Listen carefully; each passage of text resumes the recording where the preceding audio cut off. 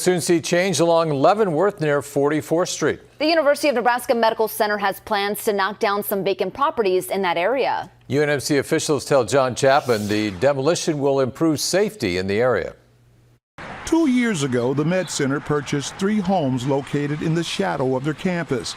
Officials say it gives them an opportunity to further their footprint towards Leavenworth Street and make use of unused real estate. As far as being an urban campus and having the opportunity to acquire land that makes sense, that's again otherwise unusable in the community, we look at it as a great opportunity for us in terms of furthering our mission to serve the greater Omaha region.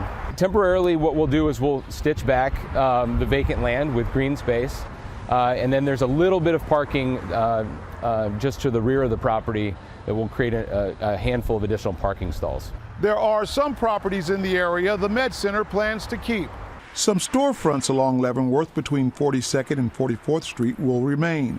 The plans are to dress the buildings up a bit. And we're going to do a few minor improvements just again from a safety and a security standpoint. We're going to clean up the facades just a touch and kind of continue to consider opportunities for the future for those spaces. Nothing will change at Castle Barrett and Barrett's Barleycorn. They do hope to see more business once the area is polished up. We're very fortunate. I mean, we've always worked hand in hand with them. You know, the more they build, the more people they bring around for lunch and happy hour, and people that move into the neighborhood too because they want to be close to the Med Center. Officials say they plan to begin demolishing the vacant homes in a couple of weeks.